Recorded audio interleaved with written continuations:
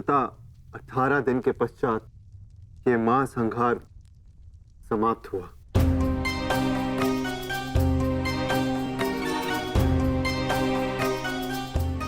युद्ध भूमि को त्यागने से पूर्व युद्ध को संपूर्ण नहीं समझा जाता धर्मराज।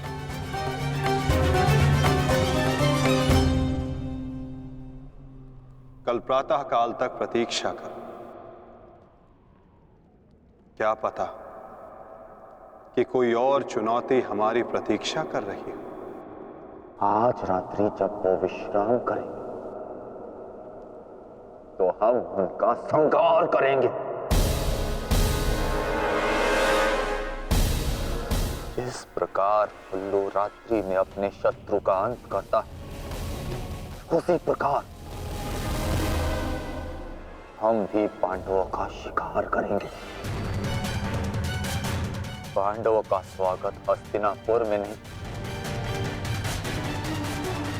यमलोक में हो। यमलोक में। यदि कल प्रातः काल तक कोई चुनौती नहीं आती तो ही इस युद्ध को समाप्त समझना धर्मराज। किंतु माधव, अब हमें चुनौती देने के लिए शेष बचा ही कौन है? अश्वत्थामा।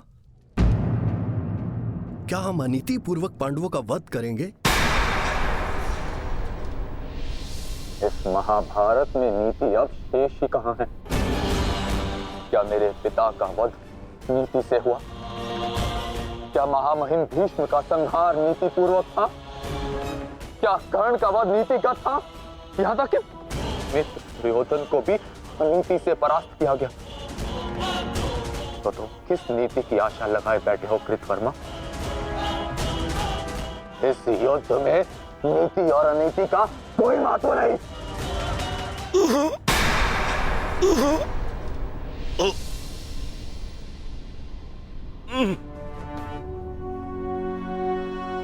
महत्व है तो केवल विजय का। महत्व है तो केवल प्रतिशोध का। विजय पाने का केवल एक ही मार्ग है, आक्रमण। और वो भी तब जब शत्रु निद्रा में लीन हो। अपने शस्त्र के साथ सज्ज रहो कृतवर्मा, और रात्रि की प्रतीक्षा करो।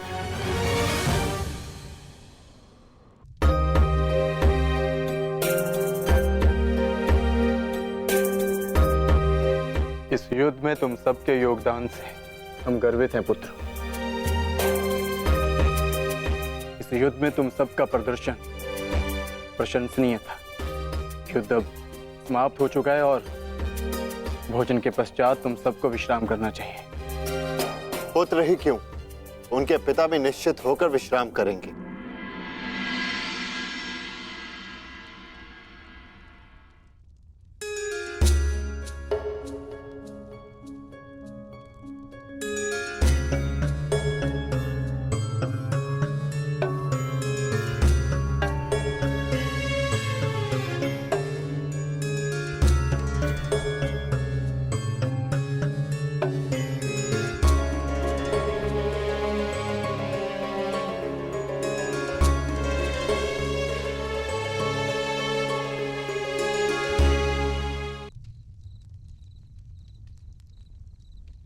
क्या हुआ माधव?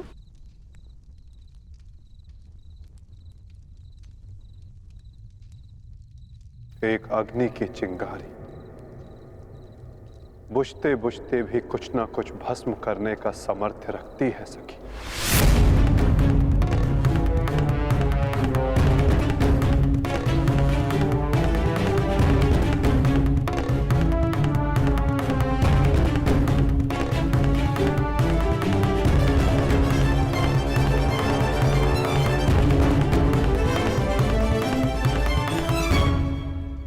ये माधव क्या कह रहे थे?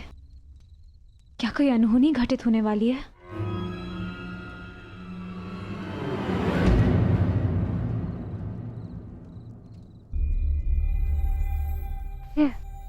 क्या हुआ पांचाली? इतनी विचलित क्यों हो? आर्य, माधव की बातों से ऐसा प्रतीत हो रहा था जैसे ये युद्ध अभी समाप्त नहीं हुआ है। कुछ शेष है जो हमें हानि पहुंचाने के लिए सज्ज है।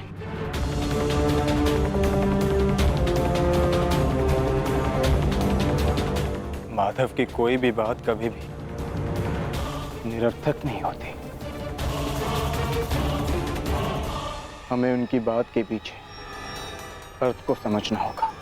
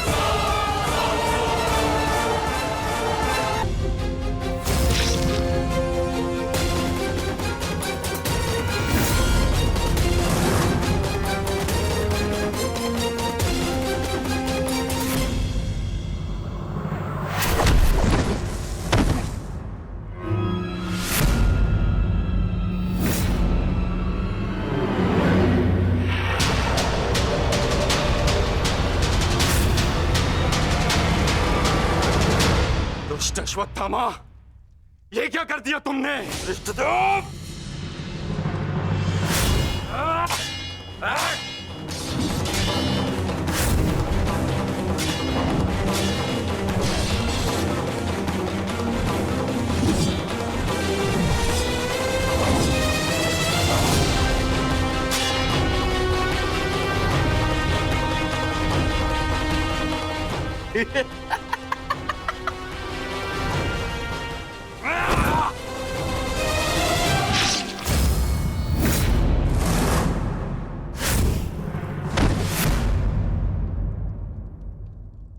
ये छटपटाहट जो आज तुम अनुभव कर रहे हो धृष्टद्युम्न,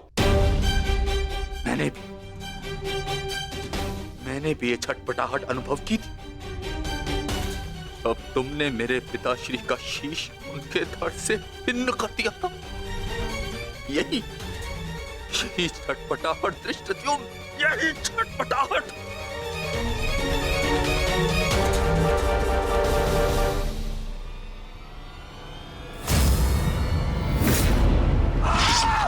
धृष्टद्युम्न, हटो हटाओ।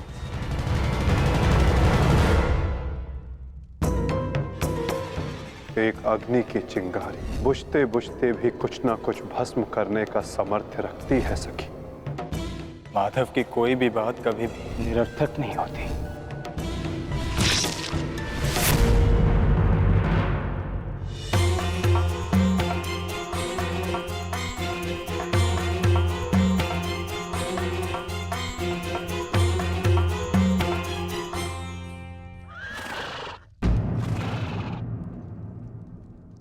कौन है वहां?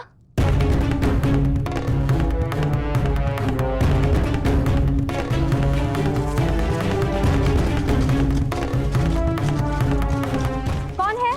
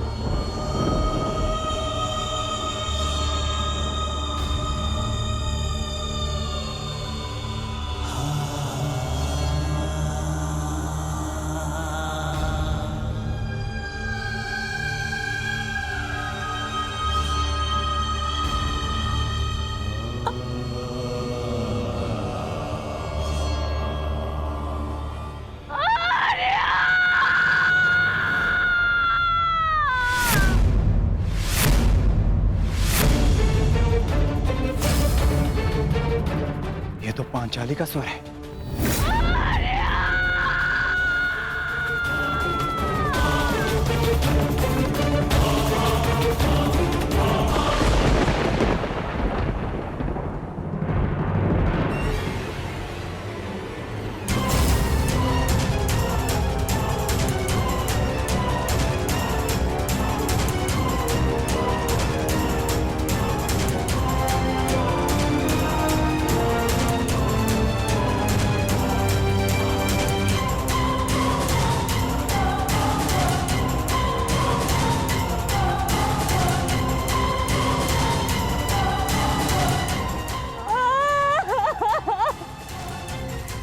ये सब क्या हो गया?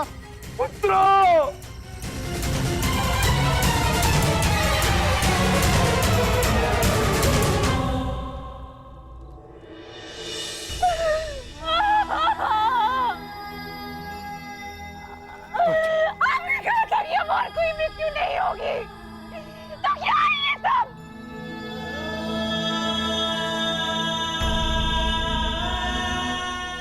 आपने कहा था कि युद्ध समाप्त हो चुका है, तो मेरे किस बात का प्रतिशोध है? बताइए धर्मराज। ये सब क्या हो गया? किसने किया ये पांचाली? किसने? मैंने नहीं देखा, वो दूर भाग रहा था, बस अंधकार में उसका मस्तक चमक रहा था, जैसे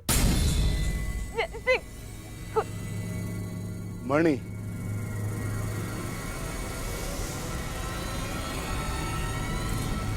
अश्वत्थामा।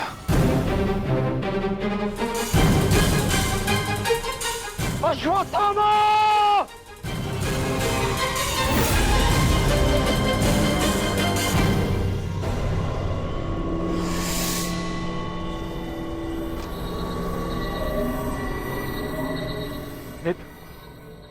मित्र, हमारा प्रतिशोध पूर्ण हुआ मित्र।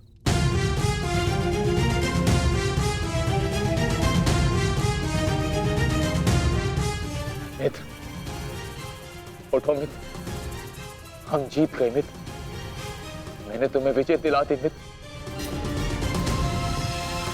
मैंने पांचों पांडवों और अपने पिता के हत्यारे का वध कर दिया मित्र। देखो,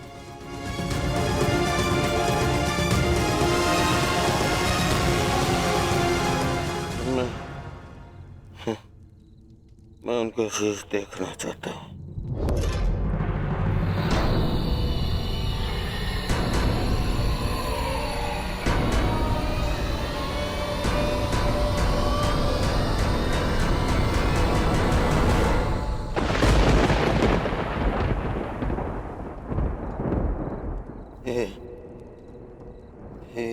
ये पांडव नहीं है।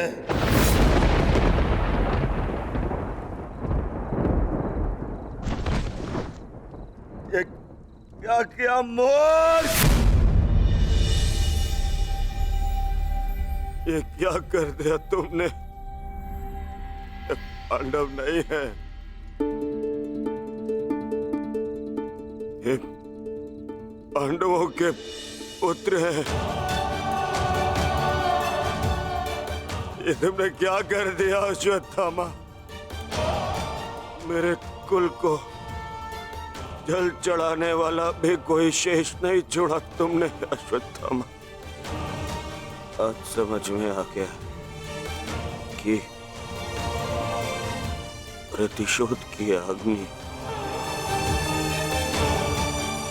स्वयं को ही जला देती है। ये क्या कर दिया मैंने? नहीं मित्र।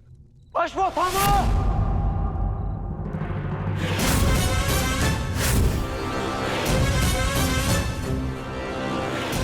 ये तुम्हारा निर्णय था अश्वत्थामा। मेरे लिए तो युद्ध समाप्त हो गया था। अब इस संकट को तुम ही झेलो।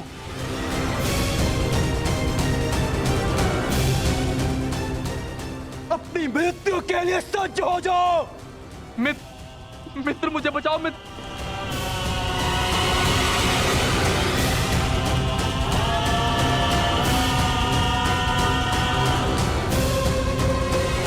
अश्वत्थामा!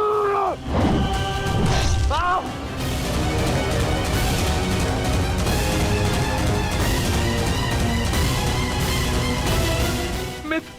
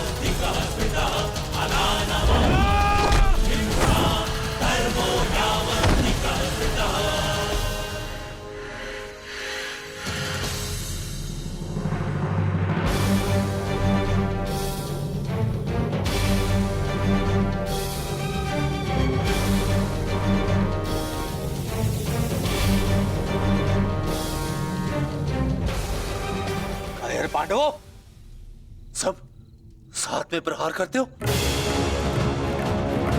अगर साहस है तो एक एक करके आओ। तो ठीक है, चुनो किसे चुनौती देना चाहते हो तुम।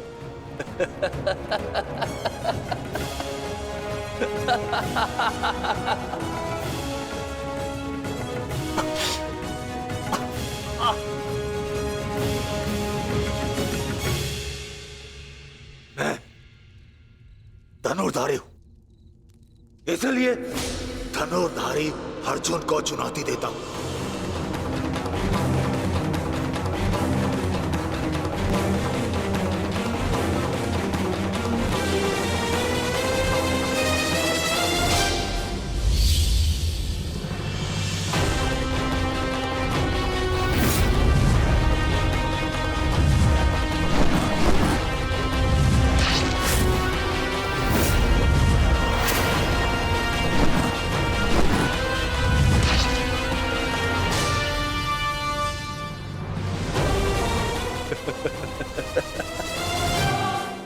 ना ही तुम कर्ण से श्रेष्ठ थे और ना ही मुझसे, परंतु पिताश्री इस सत्य का अनुभव कर ही नहीं सके। परंतु आज मैं तुम्हें इस सत्य का ज्ञान करा के ही रहूंगा। आज मैं वो कर दिखाऊंगा जो मित्र कर्ण भी ना कर सका, क्योंकि ना तो मुझ पे किसी श्राप की छाया है और ना ही किसी दैत्य का भार। मेरा केवल एक ही उद्देश्य है, प्रतिशोध। प्रतिशोध।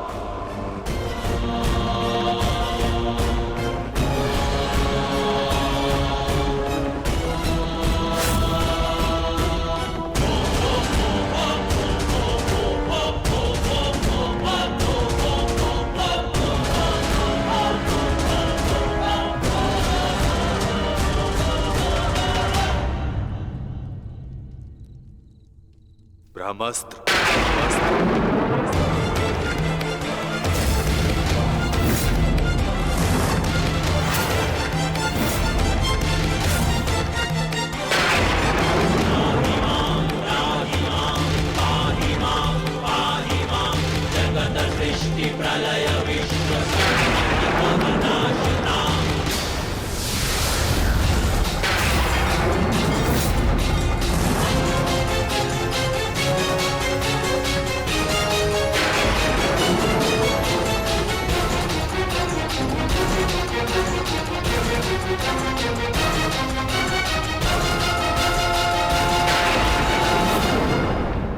तुम्हें क्या लगता है कि ब्रह्मास्त्र ज्ञान केवल तुम्हें है?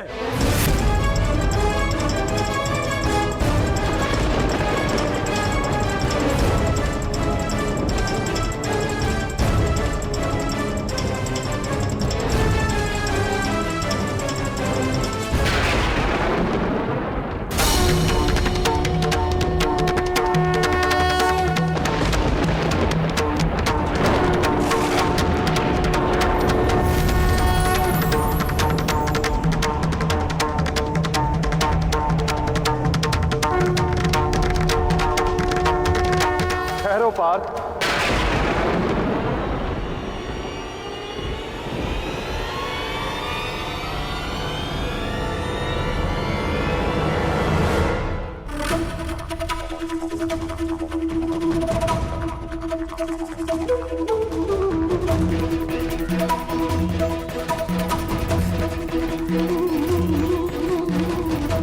पार्थ, यदि दो ब्रह्मास्त्र आपस में टकराए तो ये धरा जीवन विहीन हो जाएगी।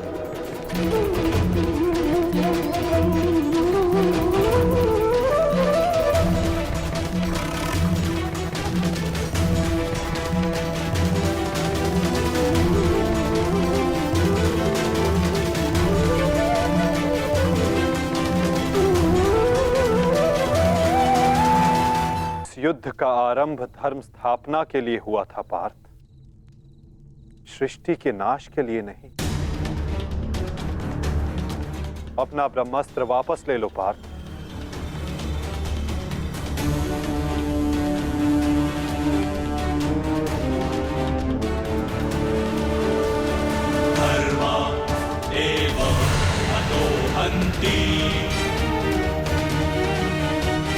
धर्मो रक्षति रक्षितः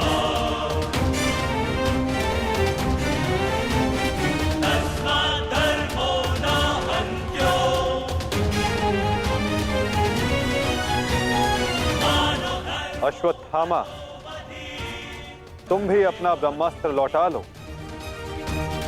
धर्मो रक्षति रक्षितः तस्मात् धर्मो न हन्यो मानो धर्मो हतो वधि।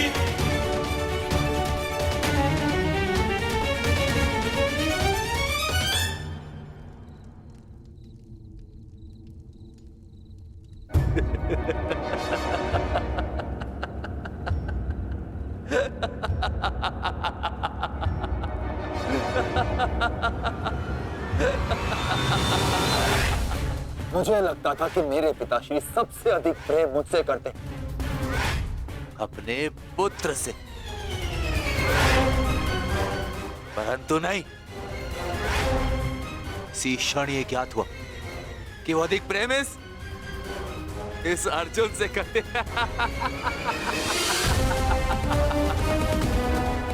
कदाचित इसीलिए उन्होंने अर्जुन को ब्रह्मास्त्र वापस लेने का मंत्र सिखाया,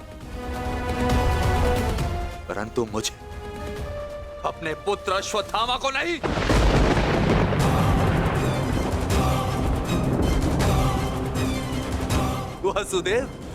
वासुदेव, मुझे ब्रह्मास्त्र वापस लौटाने का मंत्र नहीं आता। नहीं आता।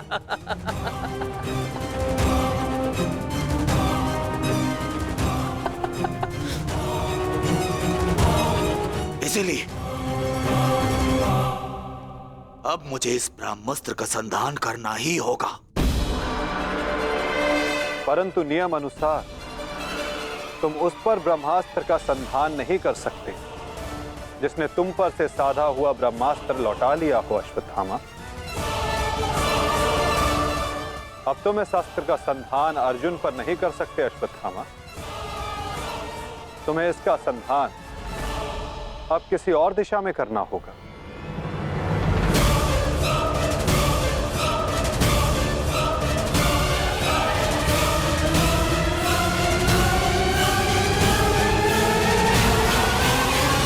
परंतु नियम अनुसार तुम उस पर ब्रह्मास्त्र का संधान नहीं कर सकते जिसने तुम पर से साधा हुआ ब्रह्मास्त्र लौटा लिया हो अश्वत्थामा।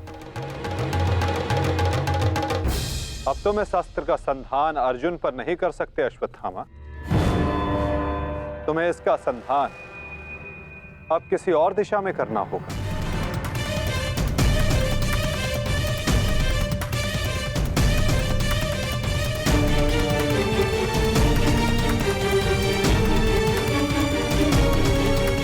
वासुदेव, इस युद्ध में हमारे नाश का कारण केवल आप हैं, आप। महामहिम भीष्म से लेकर मेरे पिताश्री की मृत्यु तक, कर्ण के वध से लेकर मित्र दुर्योधन की पराजय तक, इन सब का कारण केवल आप हैं, केवल आप। तो क्यों ना इस ब्रह्मास्त्र का संधान मैं आपके ऊपर कर दूं और अपना और अपने पक्ष का प्रतिशोध लूं।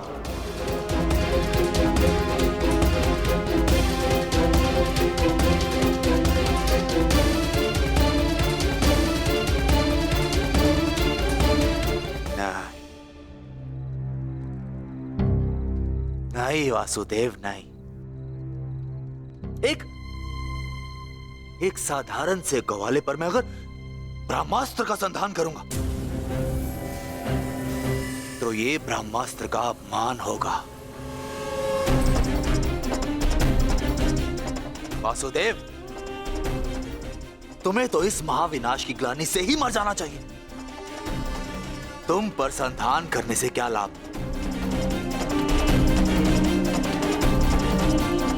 ज्येष्ठ भ्राता युधिष्ठिर, क्यों ना मैं इस ब्रह्मास्त्र का संधान तुम पर करूं?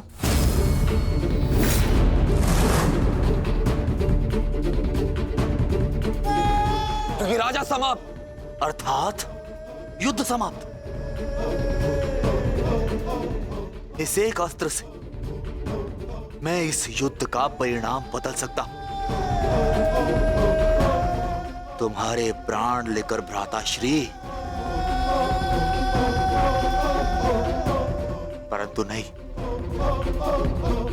क्योंकि जिस मित्र दुर्योधन के लिए हमने ये युद्ध लड़ा वो अपने जीवन का युद्ध हार चुका। इसीलिए इस युद्ध और इस विजय का कोई अर्थ ही नहीं है। भ्राता भीम, गदाधारी भीम, क्यों ना इस ब्रह्मास्त्र से मैं तुम्हारा संहार कर दूं? क्योंकि तुमने मेरे पिता के साथ छल किया और बड़ी निर्दयता से मेरे पिता का अंत करवाया।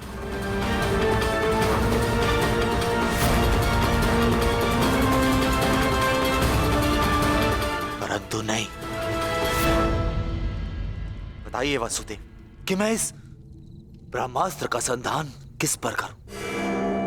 उत्तर दीजिए वासुदेव, उत्तर दीजिए।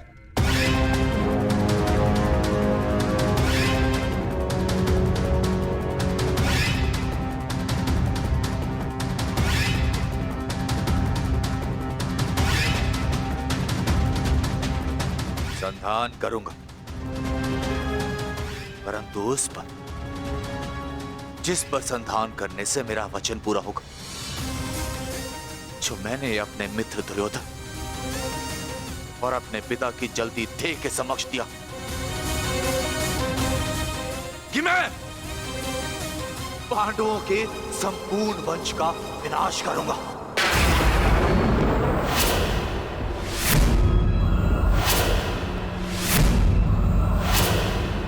मैं द्रोण पुत्र अश्वत्थामा ये कामना करता कि मेरा ये ब्रह्मास्त्र गिरे उत्तरा के गर्भ पर, जहां पांडवों के वंश का अंतिम बीज पल रहा है। अश्वत्थामा!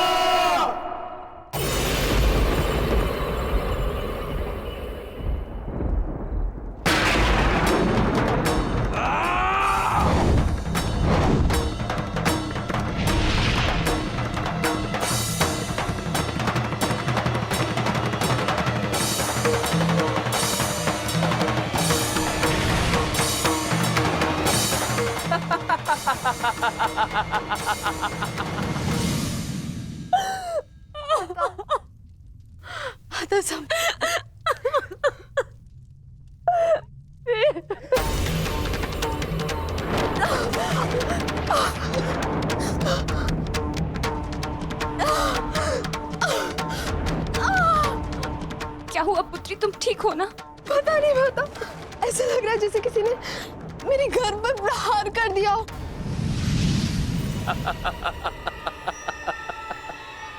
पांडवों के वंश का विनाश। अश्वत्थामा! ठहरो पांडवों, आज तुमने एक ब्राह्मण होने का धर्म त्याग दिया है अश्वत्थामा। अपने इस दुष्कर्म के कारण आज तुम ब्राह्मण नहीं रहे, अपितु एक राक्षस बन गए हो।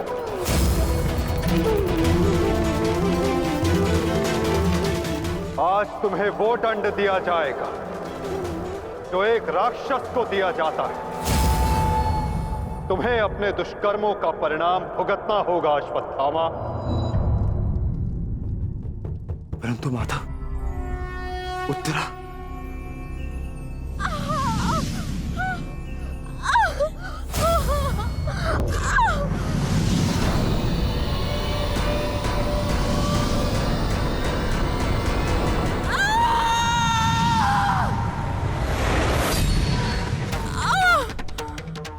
ब्रह्मास्त्र उत्तरा के गर्भ में प्रवेश कर चुका है पार्थ।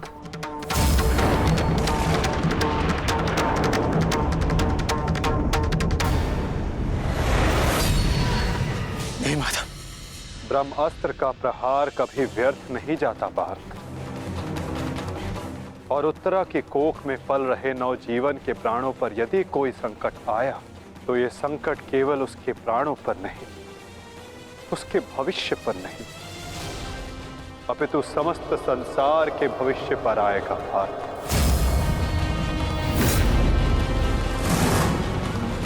ये इस युग का अंत कहलाएगा पार्थ, अपितु इस नवजीवन की सुरक्षा करना आवश्यक है। धर्म के रक्षण के लिए इस नवजीव का जीवित रहना आवश्यक है पार्थ। माता रक्षा कीजिए, मेरी संतान पे कोई संकट आ रहा है। माता रक्षा कीजिए, रक्षा कीजिए। कुछ कीजिए माधव, ऐसा अनर्थ मत होने दीजिए।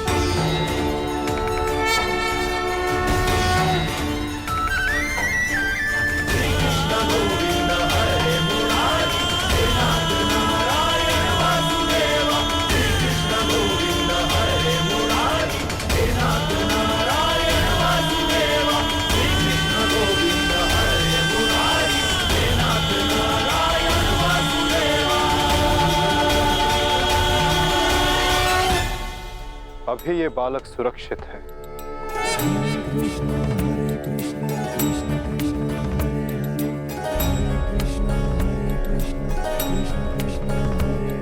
किंतु ब्रह्मास्त्र रूपी काल अभी भी इस पर घात लगाए बैठा है।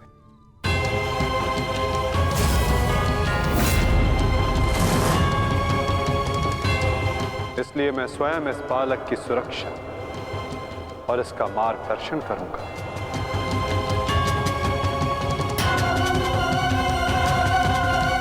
परंतु इस अद्भुत बालक की परीक्षा की घड़ी तो अब प्रारंभ हुई है। एक योद्धा की भांति इस बालक को इस संसार में जन्म लेना होगा, जो धर्म के मार्ग को प्रशस्त करेगा। एक योद्धा इस संसार में आने के पश्चात युद्ध लड़ता है, किंतु इस बालक को जन्म लेने के लिए संघर्ष करना होगा और जीवन की ये परीक्षा इसे स्वयं देनी होगी।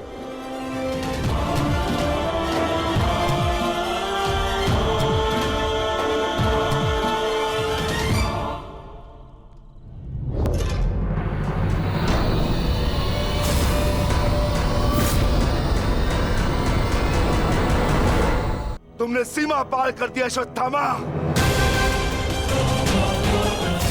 अब मैं तुम्हें जीवित नहीं छोड़ूंगा। सच्चा हो जा मरने के लिए अश्वत्थामा।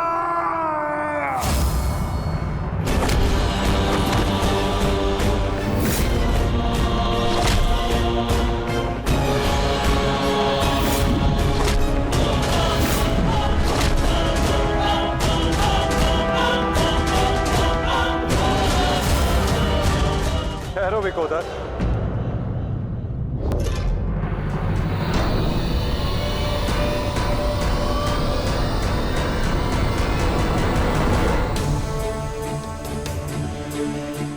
अश्वत्थामा तुम्हारा गुरु पुत्र है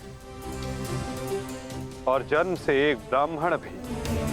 इसकी हत्या का पाप तुम अपने सर पर ना लो विकोदर।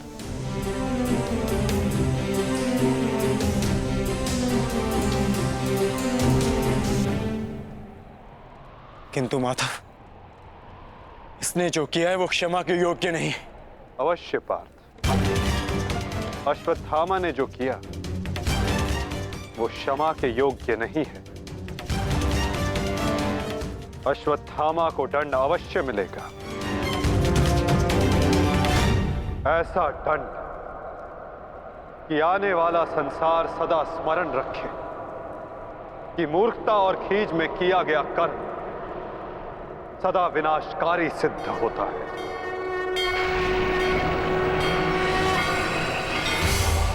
पार्थ, अश्वत्थामा के मस्तक की मणि निकाल।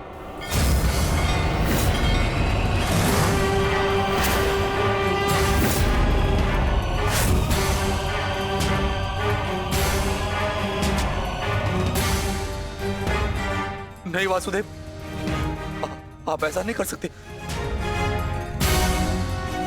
देना है तो मुझे मृत्यु दंड दीजिए वासुदेव, परंतु ऐसा मत कीजिए। तुम वीर गति पाने के योग्य नहीं हो अश्वत्थामा। तुमने जो किया है उसका दंड तुम आजीवन भुगतोगे। पार्थ,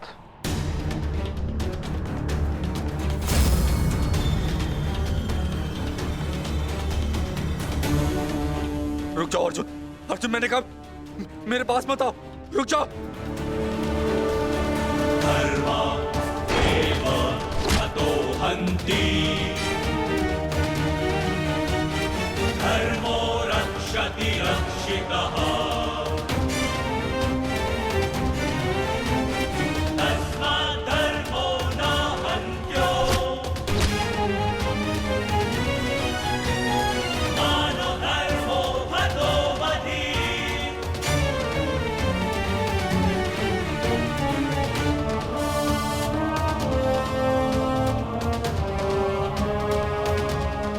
अर्जुन नहीं, नहीं अर्जुन, धर्मरक्षति रक्षितः। नहीं अर्जुन, नहीं अर्जुन,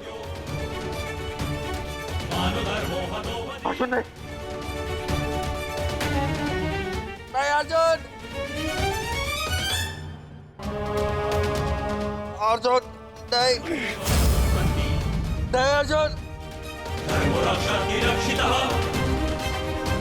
नहीं अर्जुन, नहीं अर्जुन,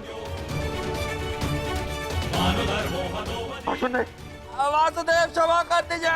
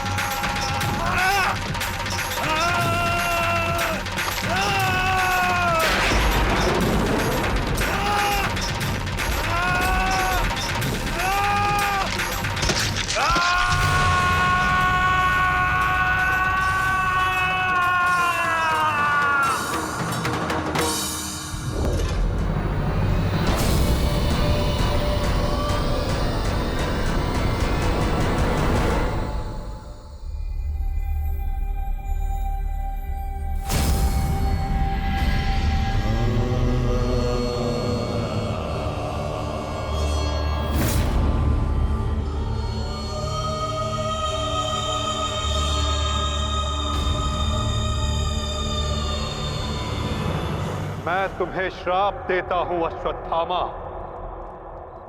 तुम्हारे ये घाव कभी नहीं भरेंगे।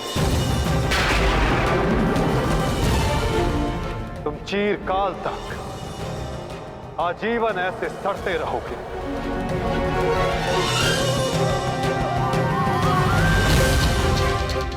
ये घाव लिए तुम जीते रहोगे अश्वत्थामा, और कलयुग तक समस्त संसार को संदेश दोगे कि पाप का भार असहनीय होता है।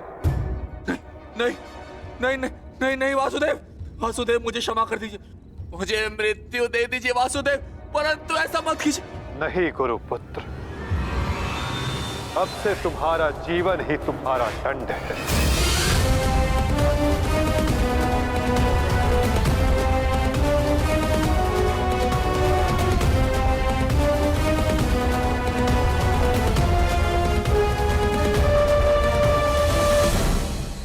तुम्हें श्राप देता हूं अश्वत्थामा, तुम्हारे ये घाव कभी नहीं भरेंगे। तुम चिरकाल तक आजीवन ऐसे सड़ते रहोगे। ये घाव लिए तुम जीते रहोगे अश्वत्थामा, और कलयुग तक समस्त संसार को संदेश दोगे कि पाप का भार असहनीय होता है। नहीं नहीं नहीं नहीं नहीं वासुदेव, मुझे मृत्यु दे दीजिए वासुदेव, परंतु ऐसा मत कीजिए। नहीं गुरुपुत्र, अब से तुम्हारा जीवन ही तुम्हारा दंड है। ये क्या हो गया विदुर, ये क्या हो गया? एक भूल के कारण मेरा समस्त वंश समाप्त हो गया विदुर, समाप्त हो गया। यदि उस सभा में मैंने अपने पुत्र को रोका होता तो आज मेरे सभी 100 पुत्र जीवित होते।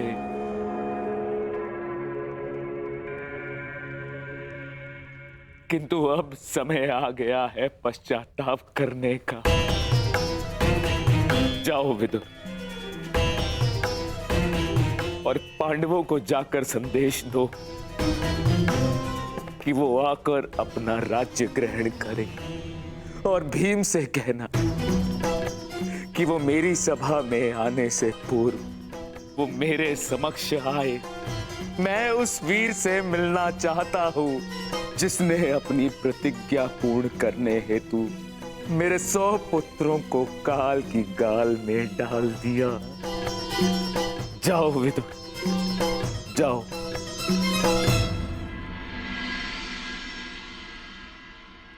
महाराज धृतराष्ट्र की आज्ञा का पालन अवश्य होगा महात्मा विदुर। कल पांडव उनके समक्ष अवश्य प्रस्तुत होंगे।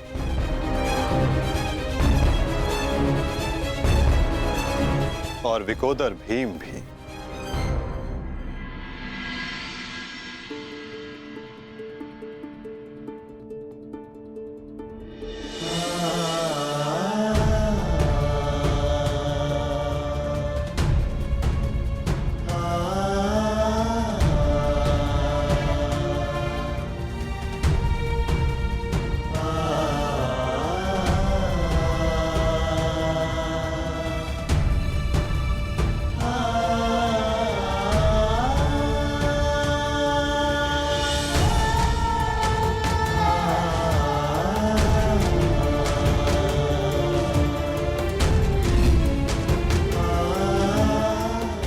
कल्याण हो पुत्रों।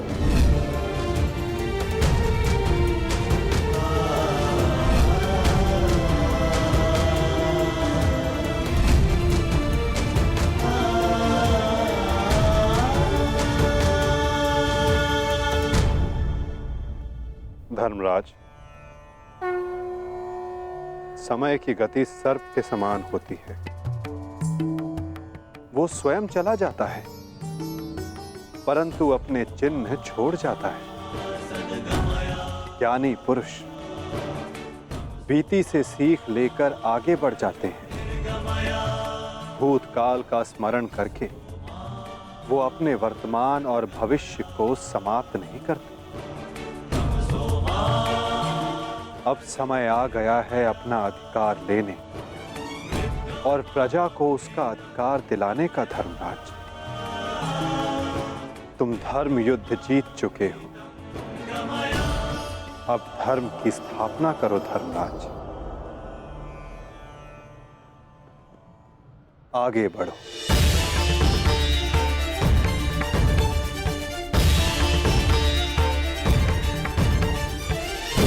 क्षमा क्षमोस्तेयम् शौचमिन्द्रिय निग्रहा। क्षमा क्षमोस्तेयम् शौचमिन्द्रिय निग्रहा। निर्विद्या सत्यं क्रोधो दशकं धर्मलक्षणम्। स्वागत है सम्राट। महाराज धृतराष्ट्र आप सभी की प्रतीक्षा कर रहे हैं। दशकं धर्मलक्षणम् दशकं धर्मलक्षणम्। ठहरो सैनिक।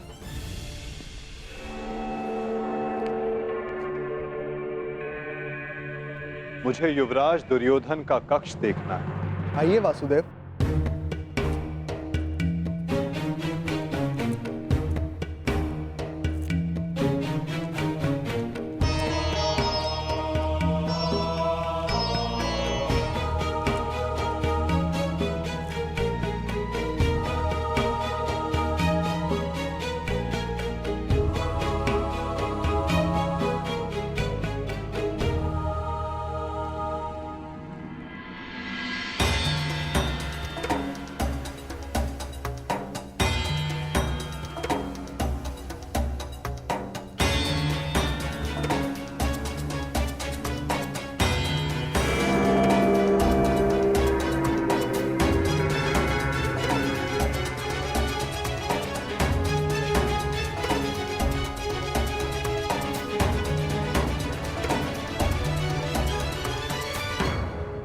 इस लो प्रतिमा का उपयोग युवराज अपने युद्ध अभ्यास के लिए किया करते थे।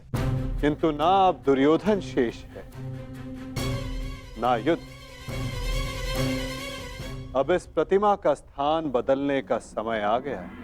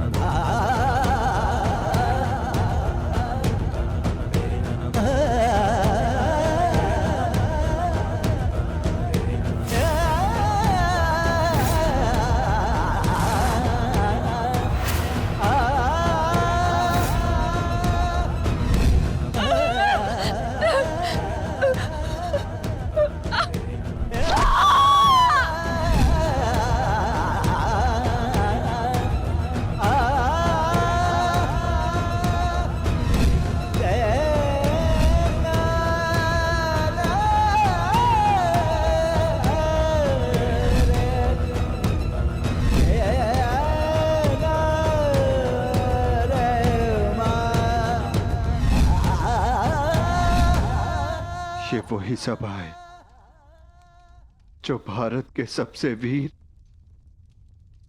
और महान महारथियों से सजी रहती थी, और आज ये रिक्त है। वो एक अशुभ दिन था, वो एक द्यूत सभा जो मेरे 100 भाइयों और उन सभी महारथियों के विनाश का कारण बनी। 100 नहीं, 101 101 भाई थे भ्राता भीम, कौरव और ज्येष्ठ कर्ण। सारी प्रतिज्ञाएं पूर्ण हो गई। यदि कुछ खाली है तो ये सभा। तुम सब विलाप ना करो।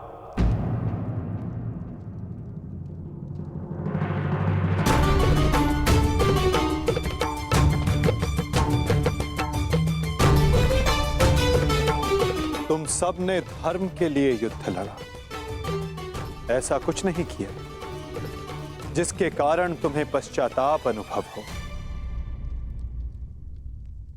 ठीक कहा वासुदेव।